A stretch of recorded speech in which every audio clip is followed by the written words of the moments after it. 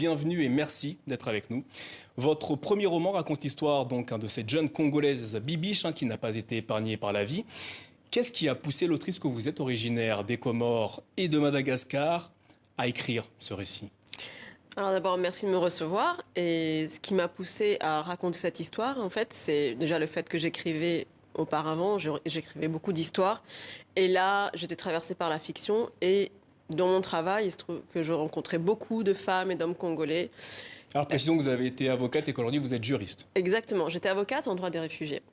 Et donc, je rencontrais beaucoup de personnes, en particulier des Congolais et des Congolaises. Et je me rendais compte qu'il y avait quand même, à un moment donné, un parcours, parfois des histoires similaires, avec souvent un destin qui bascule du jour au lendemain. Et peut-être que la romancière qui était en moi déjà s'est dit non, mais il y a quelque chose là à raconter, à romancer, pour donner à voir cette réalité. Dans votre roman, votre personnage Bibiche, c'est cette femme d'une trentaine d'années dont l'existence, je vous le dis, va basculer après une manifestation contre le pouvoir à Kinshasa en 2010. Dans votre univers littéraire, que représente, que symbolise ce personnage?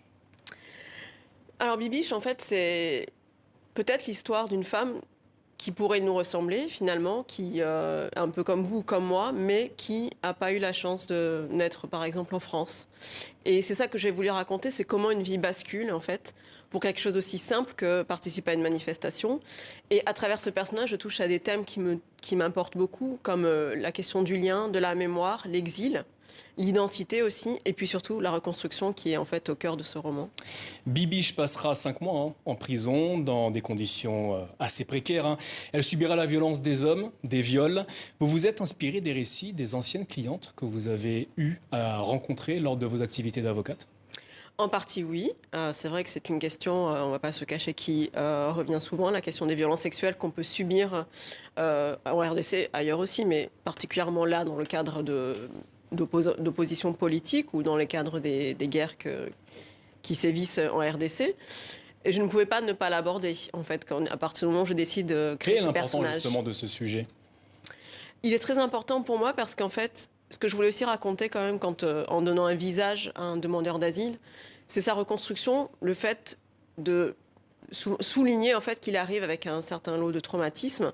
Et pour une femme, il y a des hommes aussi, mais pour une femme, ça vient aussi avec cette question de traumatisme sexuel en fait. Votre protagoniste va donc fuir la RDC, elle deviendra réfugiée en France. Vous parliez tout à l'heure du mot exil, un exil pour sauver sa vie. Qu'est-ce que cette notion d'éloignement évoque chez vous? Je pense que c'est en fait une tragédie. C'est aussi raconter, encore une fois, donner un visage à un demandeur d'asile. C'est rappeler ce que c'est que de se retrouver dans cette situation-là, peut-être par rapport à l'image qu'on peut avoir des réfugiés, des migrants, comme on les appelle aussi beaucoup ici.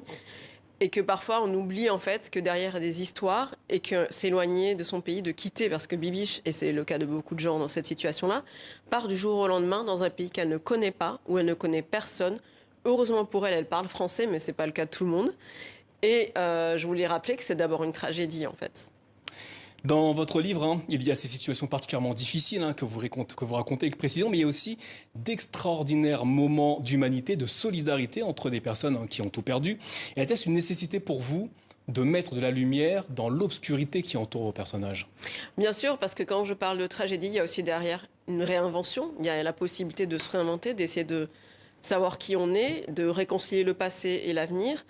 Et ça, c'est possible dans cette vie assez vraiment précaire en fait d'un demandeur d'asile. C'est possible que si on peut s'accrocher à des gens et à des belles choses. Et ça arrive heureusement.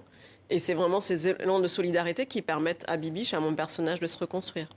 Dans Bibiche, vous décrivez avec une certaine précision l'OFPRA, l'Office français de protection des réfugiés et apatrides. Pourquoi avez-vous tenu à plonger le lecteur dans la complexe administration française?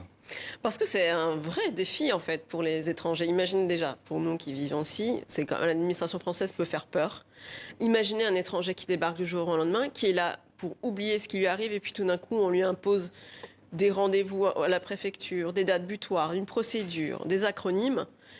Et ça colle pas avec la logique et le temps de sa reconstruction à cette personne-là. Et pourtant, on lui impose ça. Vous y décrivez le paradoxe justement auquel Bibiche est confrontée. C'est une femme qui a fui son pays d'une certaine façon pour tout oublier. Et lorsqu'elle arrive en France, notamment à l'OFPRA, les personnes auxquelles elle fait face sont obsédées par ce passé. ce qui fait ressortir une forme de vulnérabilité chez vos personnages. Pourquoi avez-vous mis l'accent sur ce point? En fait, c'est une réalité. C'est pour montrer que parfois, voilà, une personne, elle arrive, comme je disais tout à l'heure, de façon spontanée parce qu'il faut fuir. Et elle veut oublier souvent ce qu'elle a. Elle a un traumatisme qu'elle veut oublier. Et finalement, elle se retrouve dans une situation où on va tout le temps la renvoyer à ce qu'elle essaie d'oublier. Et encore une fois, le temps de la reconstruction, c'est pas le sien, en fait. Et parfois, donc, c'est un paradoxe parce que c'est une procédure qui a pour but de protéger la personne, de lui accorder ce statut de réfugié. Et finalement, on fait peut-être plus de mal et on impose la charge de la preuve à une personne qui arrive déjà vulnérable. On ne va pas dévoiler la fin de ce roman. Néanmoins, lorsque l'on vous lit, on ressent une forte dimension politique dans votre écriture. Vous décririez-vous, ce soir, aujourd'hui, comme une écrivaine, une romancière engagée? J'hésiterais quand même à le faire parce que je pense que dans ma profession de tous les jours, disons, je suis très engagée, tandis que quand j'écris, ça reste une passion et je suis forcément imprégnée par ma vie de tous les jours quand j'écris, mais je veux aussi le romancer. Et j'ai envie de laisser la place au lecteur, que le lecteur puisse l'interpréter, puisse ressentir ce qu'il a envie de ressentir. Et peut-être qu'il va le vivre comme moi, mais il y a aussi un décalage et je veux lui laisser cette place et je veux surtout pas imposer une façon de penser quand j'écris en fait. Raozy Pellerin, merci d'être venu nous présenter votre premier roman intitulé Bibiche.